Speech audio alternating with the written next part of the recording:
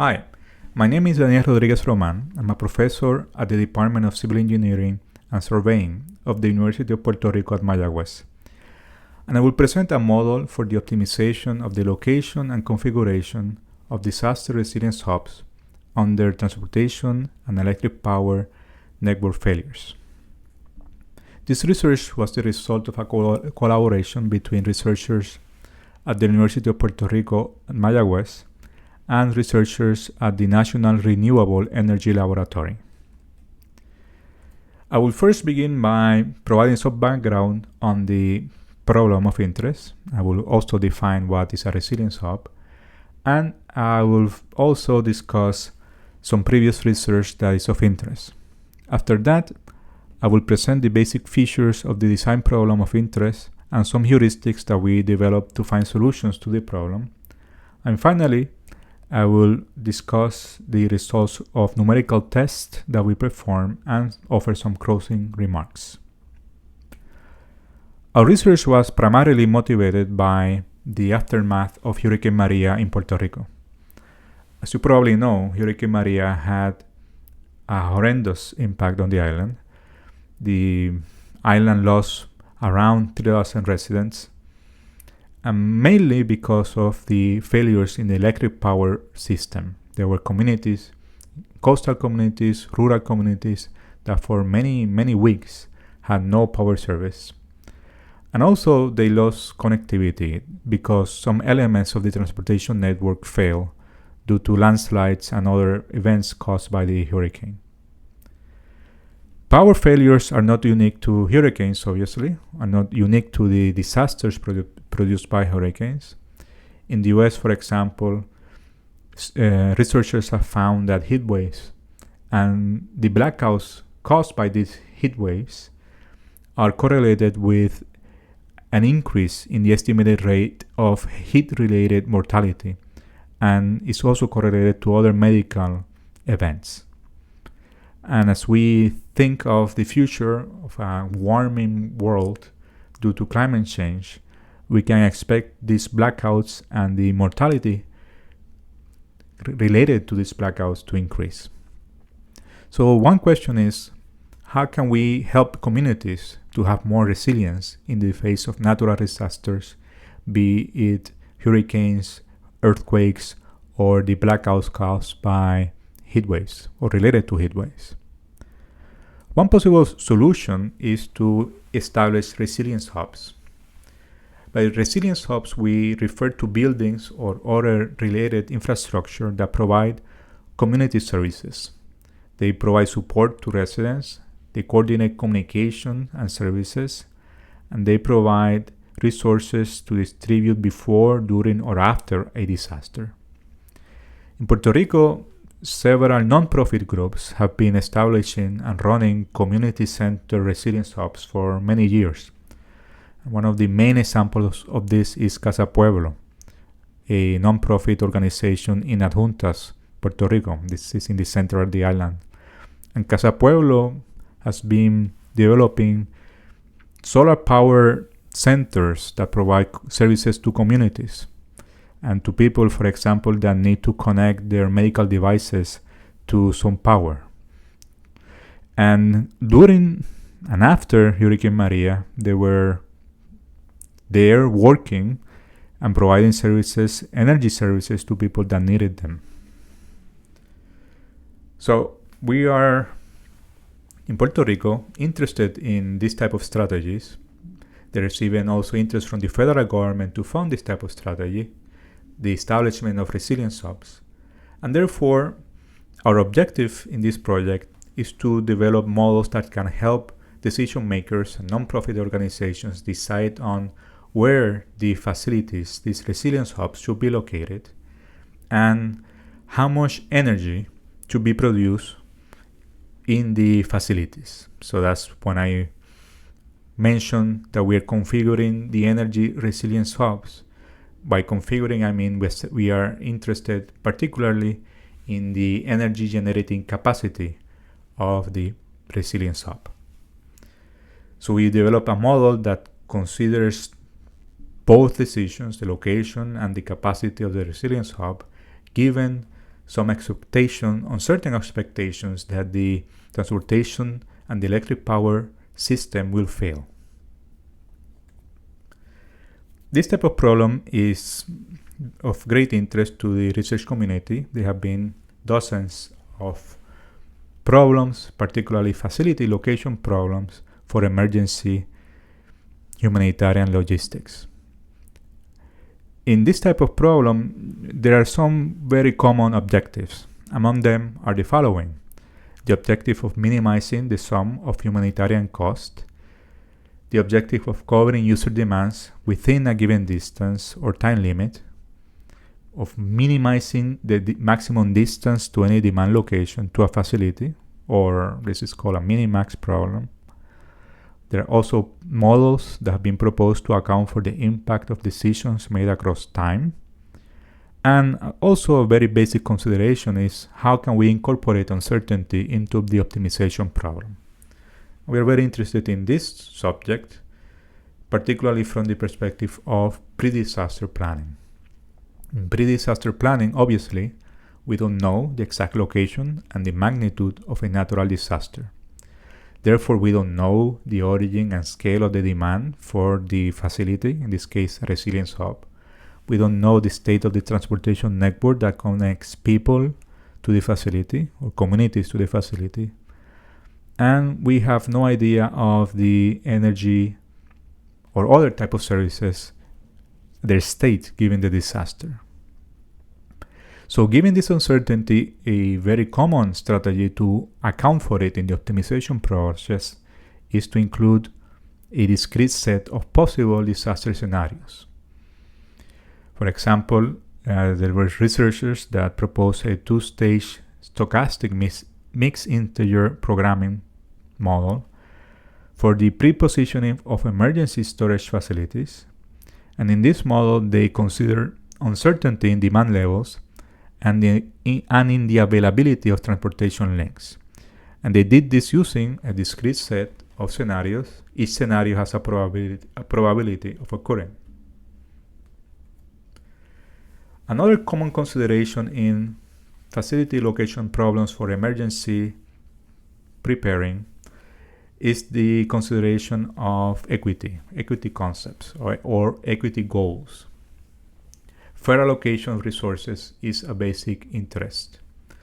For example, there are models that consider minimizing cost disparities among members of the population.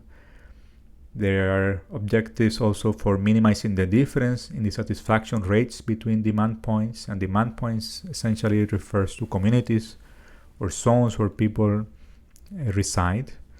And models have also considered the inclusion of constraints, service coverage windows constraints, that ensure that demand satisfaction levels are met given some levels of service. So we contribute to this literature by proposing a new design model that accounts not only for failures in the transportation network, but also for failures in the electric power service network, and we consider the implication on this on communities. The model is developed from the perspective of a decision maker, for example, a government agency, that is interested in determining the optimal set of hub locations and configurations with the goal of improving community resilience to power outages caused by disasters. Here we assume that there is a set of candidate hub locations, of community locations, and there is a set that represents the network, the transportation and electric power network. Besides these assumptions, another key assumptions are as follows. We assume that there is a budget that constrains the number of hubs that can be established, as well as the energy generation capacity of the hubs. There is also a set of discrete disaster scenarios, S, and for each scenario, there is a probability of occurring, rho S. And there is also, we assume, a set of behavioral models that can be used to compute the probability that members of a community use a particular hub. And finally, we make the assumption that a hub must have the capacity to satisfy the basic energy needs of all communities that are closest to it. These are the main basic key assumptions of our model. The general design problem is as follows. We are interested in maximizing community access to the hub and in maximizing the energy need satisfaction. Subject to a budget constraint, we also constrain that in a hub location there can be only one type of hub type, and by type I mean some level, a discrete level of energy power generation. We also constrain that any community must be within a maximum distance from a hub, and this is more of a chance constraint, so the probability that a community is within a maximum distance has to be greater than kappa. We also constrain the hub energy generation capacity, and we say that with some probability a hub must generate sufficient energy to satisfy the needs of all communities closest to it. And finally, we introduce the constraint that ensures that the decision variable is binary, 0 or 1. Now I will go over some details of how we formulated the objectives and how we define the constraints.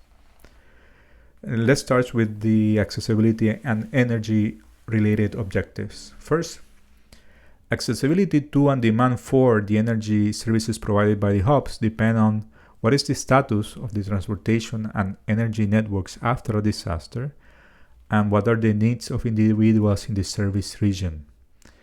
And these needs obviously depend on the characteristics of individuals. We can expect that individuals that have high income, that probably have their own reserve solar panels and their own services in their homes, they probably have very low interest or low probability of using a resilience hub, whereas someone that has low income and that have critical energy needs, perhaps an elderly person that has the need for energy to power their medical devices, then this person probably has a great interest in reaching a resilience hub to connect their device to the power provided by the hub. So behavior is very important, and therefore we need models that can be used to simulate behavior. Here we are assuming, as I previously stated, that we have discrete choice models, behavioral models, that can be used to estimate the accessibility and the level of demand for the hubs. So just to introduce some basic concepts related to this, for a behavioral model, we assume that there is a utility that a group derives from the services provided at the hub, the energy services, and these utilities are represented by the V variables presented here. And this other V variable is a utility of not using a hub. And this utility will depend on the state of the network under disaster S, on the characteristics of the individuals, and the decision variables that we have selected. So to give you an example of possible formulations of the utility function, we can assume that the utility that group G in location I that is considering J given the hub configuration R, this utility is a function of these variables. And these variables, for example, the D's are the shortest path distance between node pairs, I being the zone where the person lives or the group lives, and J being the location of the hub. And this shortest path distance will depend on the state of the network, the transportation network under disaster scenario S. There are other variables that can account for characteristics of the group or characteristics of the hub. So this is the connection between the disaster scenario, the transportation network, and the utility and the behavior resulting from the utility of the people. Now, given these utility functions and the behavioral model that we can derive from it, we can state or formulate an accessibility objective. We want to find the locations of the hubs and the configuration of the hubs that maximize accessibility to these services. And if we assume a multinomial logic model, which is a very standard, one of the basic discrete choice models available, if we assume this formulation, this type of model, then we can say that the accessibility of a group to the hub services can be defined as the expected utility of the available choice set. And this can be formulated or expressed as shown here. This is the expected accessibility of group G in location I under scenario S. And this obviously depends on the utilities and the decision variable. In general, for the whole set of communities, we can say that accessibility therefore can be defined as the expected accessibility, which is shown here. And this term refers to the number of people in community G in location I. This term, this objective, this accessibility objective, can be obviously substituted by other objectives that are more focused on equity perspectives. For example, we don't need to weight the accessibility by the number of people in a community. We can assume that each community, regardless of the number of people in it, has the same weight or influence in the objective function, perhaps. Or we can assume a Rawlsian egalitarianism approach, or the maximum criterion, where we want to maximize the minimum accessibility. We want to improve the worse off, essentially. And this is the accessibility, the expected accessibility of the communities in location I. So that's a way that we can more formally introduce the concept or the goal of equity into our analysis. Now let's move to the objective of satisfying energy needs. And to do this, first we have to define the daily basic electric power needs of a group. This will be the variable's age. We need to define the probability that a group chooses to use a hub, and the number of days, T, that the community in I, location I, will be without power. So given this notation and the existence of the behavioral models, the energy need satisfaction objectives can be defined as the expected energy consumption of the hub generated electric power. This is the formulation for that. As you can see, it depends on the number of days that a community is without power, of the energy demanded by the group, the basic energy demanded by the group, and the probability that a group in a location uses the hubs. So how do we find this probability? Well, again, we use the choice models. The choice models, specifically the multinomial logic model, we can use it to compute the probability of using a hub as shown here. This is a fairly standard choice model. As you probably noticed, both objective functions depend on the utility terms, and therefore our tests you can perhaps predict, and our tests show that they are highly correlated, the two objectives, the accessibility and energy satisfaction objective. And therefore we decided to simplify things, and we converted, instead of a bi-objective problem, we transformed it into a single objective problem using a linear combination of the objectives. We give them weights and then we add them up. Those are the objectives. Now let's move to the constraints. The budget constraints, straightforward. The two constraints related to proximity and to energy generation capacity require a bit of discussion. So we want to ensure a minimum level of spatial proximity of a community to a hub. So we want to say that the probability that a community is within a distance Dmax to its closest hub must be greater than kappa.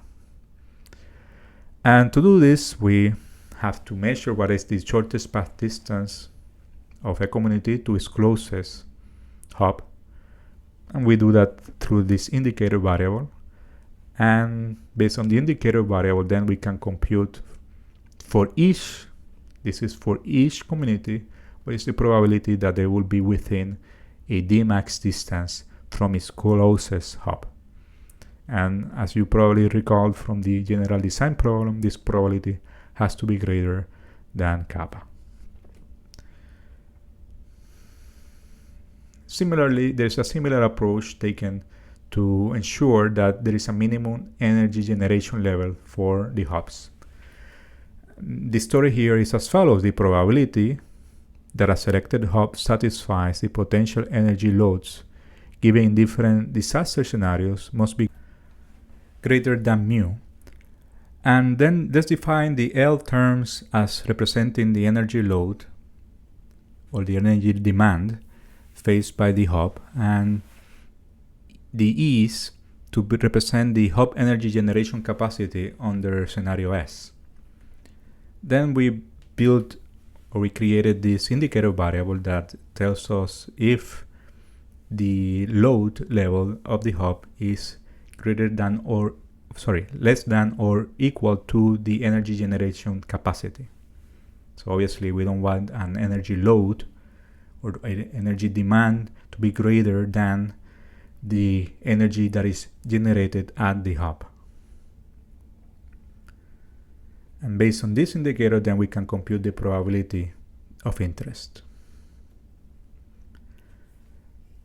And as before, we can then define what is the energy load for the hub location J using shortest path distances that define the set of communities that are closest to it.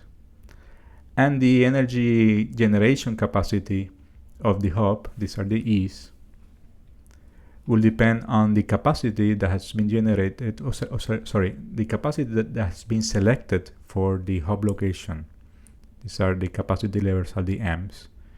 These are the ideal capacities, but you can imagine, for example, if you're thinking of a solar power energy system, a photovoltaic system, then there's an ideal capacity, and then there is the actual energy producing capacity that depends on meteorological conditions, for example. So this term is a correction factor of sorts that accounts for the possible conditions that meteorological or other conditions that affect the operation, the energy generation potential of the hubs. Note that these are terms, this is a constraint at the level of hub locations, whereas the previous constraint was at the level of zones, community zones, I's. Now let's move on to the heuristics that we developed to find solutions to the problem. First, we developed a genetic algorithm. We use the standard structure of genetic algorithms that you probably know, and I will not review. This is fairly standard too. But we propose problem-specific procedures related to a problem to modify some of the standard procedures of the genetic algorithm.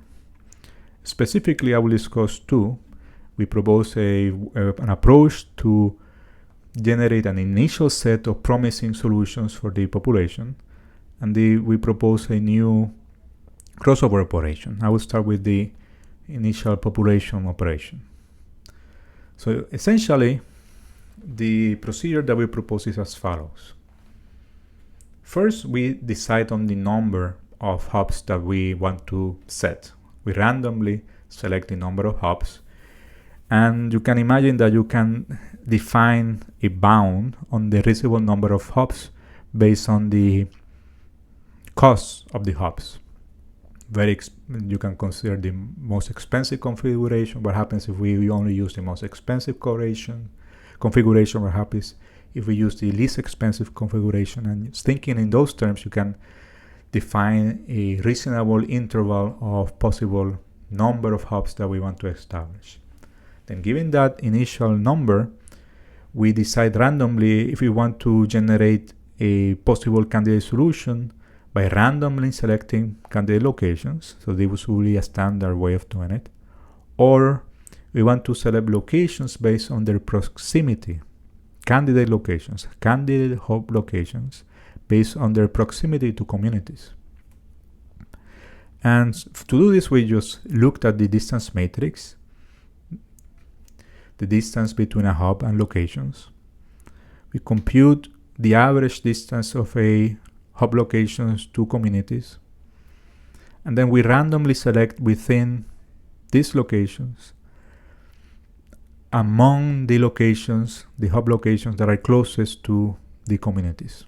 We sequentially build a solution by drawing or sampling from this distance matrix, or based on this distance matrix, I should say. And then, having found all the possible locations, we decide on the energy capacity of the location so that the energy constraint is satisfied. The energy generation constraint is satisfied.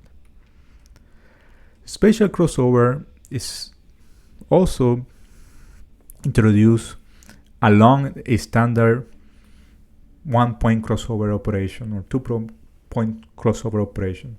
We add this as an additional option. The basic intuition is that we take into account the spatial distributions of the hubs when we cross over the locations of the selected hubs. So to illustrate, imagine you have a parent population or a candidate solution. The triangles, blue triangles, are the selected locations for candidate solution 1. The red triangles are the selected hub locations for candidate solution 2.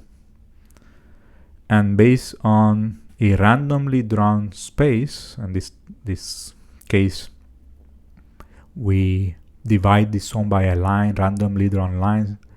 We swap the information between the two parents and we create a new solution that is a combination of the parent 1 and parent 2, as you can see here. And besides these operations, then we have the standards genetic algorithm procedures to generate solutions. We developed two other heuristics that we explored: the greedy reduction heuristics that starts with the most expensive configuration in each candidate hub location. Then it starts reducing one level of configuration for each candidate hub. And then we select one that maintains feasibility of distance and the energy constraints. And we select the one that has the least impact on the objective function. Note that in this heuristic, every single location has been selected with the maximum energy configuration. Therefore, the energy and the distance constraints are satisfied, but the budget constraint is completely not satisfied. So we are slowly reducing hub configurations until we find one solution that satisfies with the budget. And the greedy increase heuristic is the opposite. We start with no active hub, therefore the budget constraint is satisfied from the get-go, but the constraints related to community proximity to a hub and to the energy generation capacity of a hub are not satisfied. So we iteratively add configurations such that the budget is feasible and that it has the greatest impact on the objective function. We continue adding until we find a solution that satisfies all constraints. Now we move on to the numerical tests. The numerical experiments were conducted using data from the remote central rural region of Puerto Rico. And the goal of these experiments was to illustrate the application of the model and examine the performance of the proposed heuristics. And we conducted several tests varying several parameters. I will show you some of the results now. But first, the application region, as I mentioned, we created or we gathered data from the central region of Puerto Rico. We used data from the US Census, specifically US Census block group data for 272 zones. Also, using data from the census, we created a simplified road network composed of more than 1,000 nodes and around 400 links. And we generated randomly some hypothetical scenarios.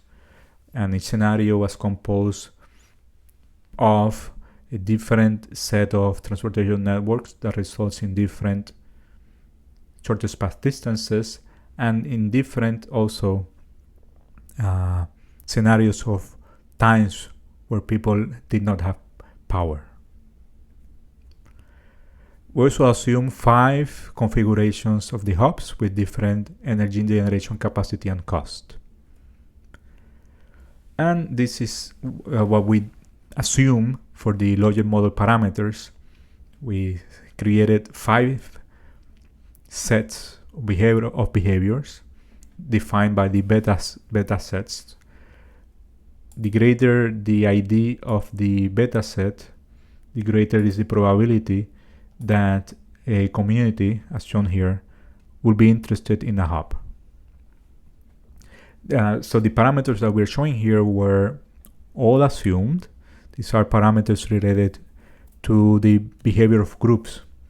We assumed that the people in this region could be divided into 3 income groups.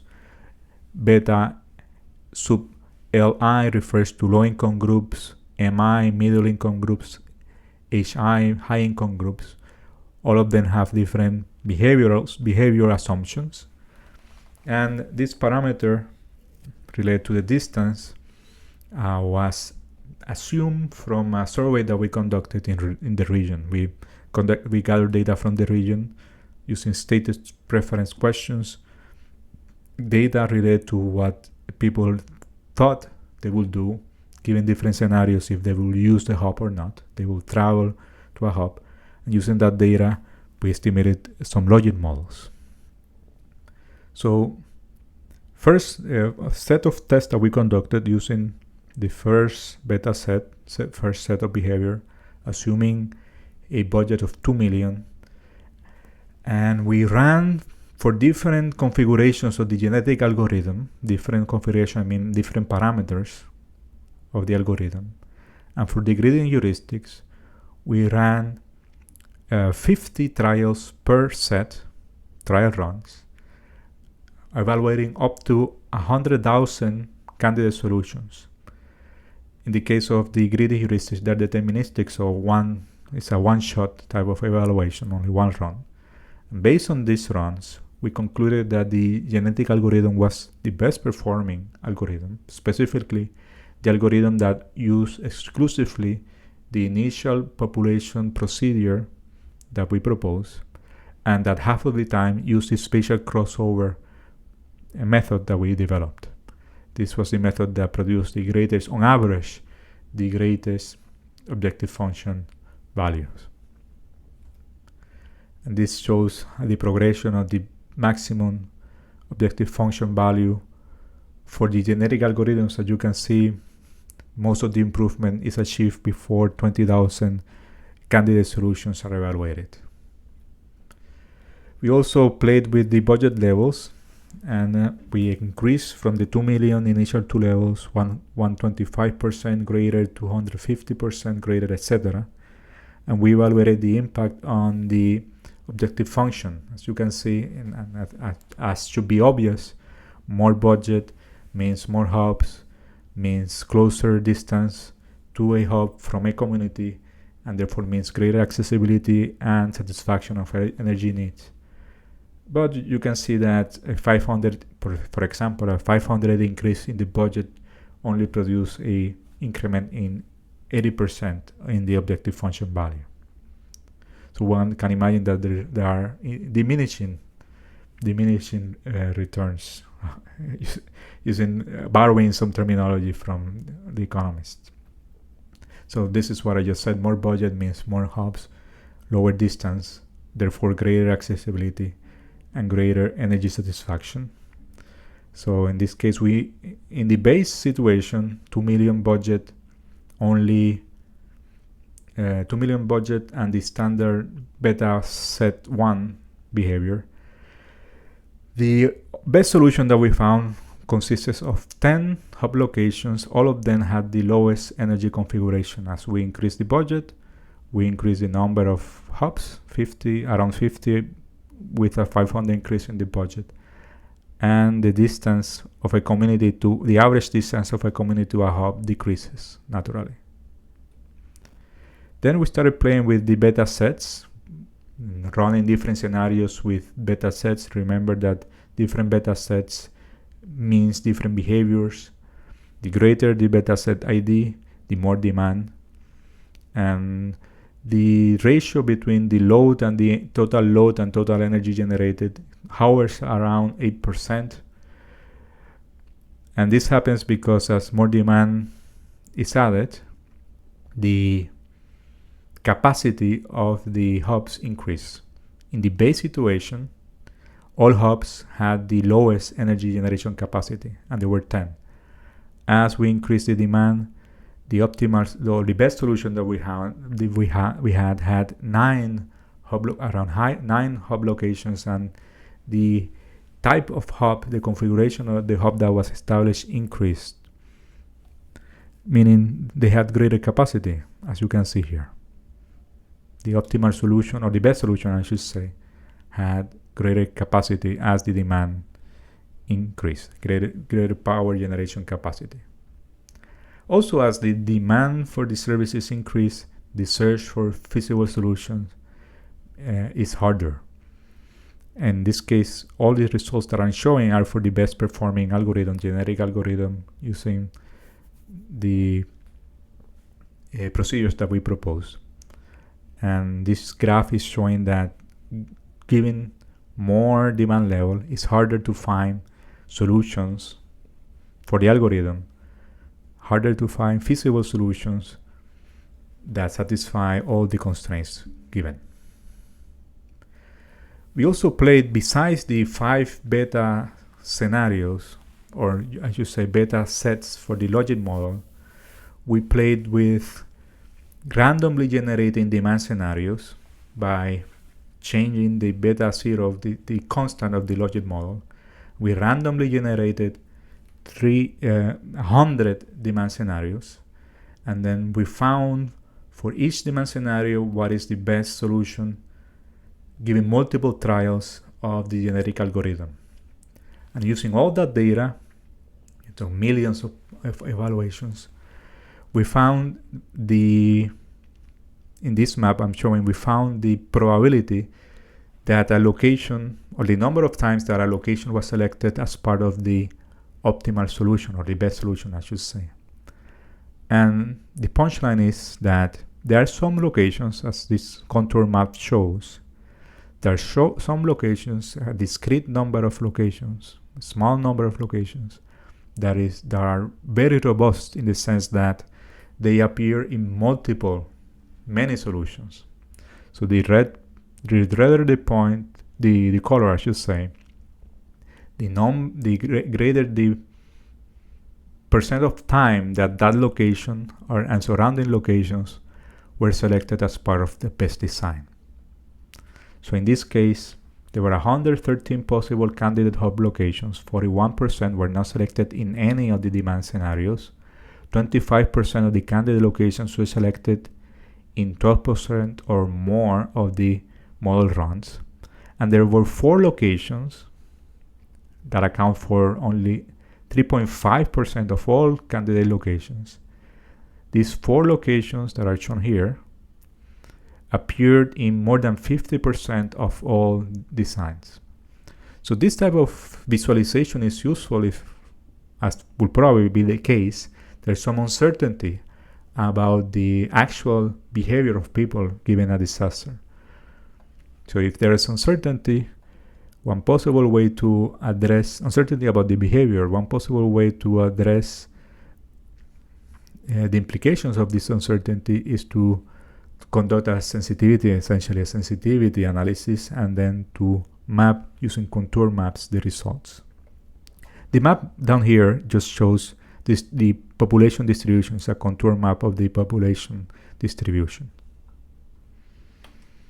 Some closing remarks. We propose a new facility location problem for the optimal placement and configuration of energy resilience hub for disasters. The model considers the objective of maximizing transportation accessibility to the hubs and maximizing satisfaction of basic energy needs. We developed 3 heuristics, and based on the test that we conducted, the genetic algorithm was the best performing.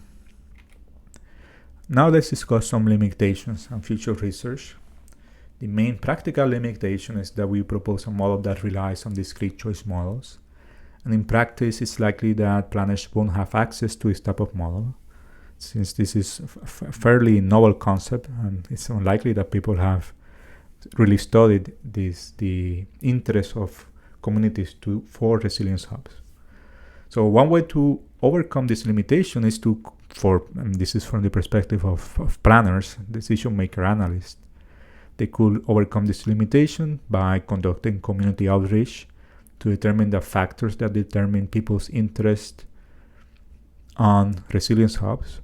And they could gather data on people's stated preferences under different hypothetical scenarios, and using this data, as we did in a pilot project previously, you can estimate behavioral models using discrete choice analysis.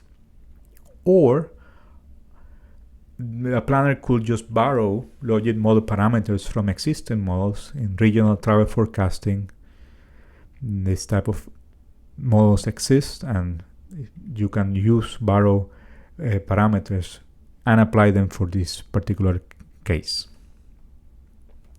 Another limitation of our models is that only basic energy needs are considered, not considered at the complexity added by the need to charge electric vehicles after a disaster, the queues that would be formed in a hub, and we did not consider the possibility of what happens if we think of hubs as a combined integrated energy and mobility hub, where people can go and they can borrow lightweight electric vehicles, for example, to satisfy the transportation needs. We're only focusing on energy needs, considering transportation accessibility.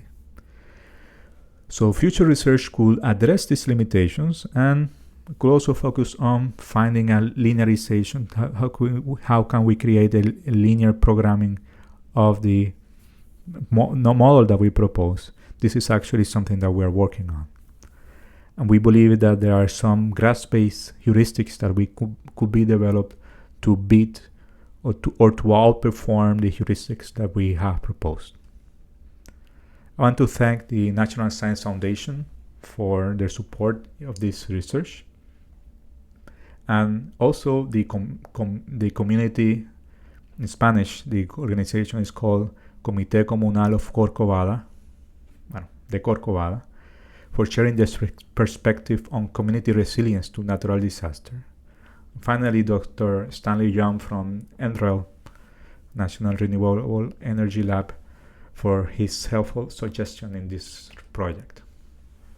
Thank you, and now we can go to some questions.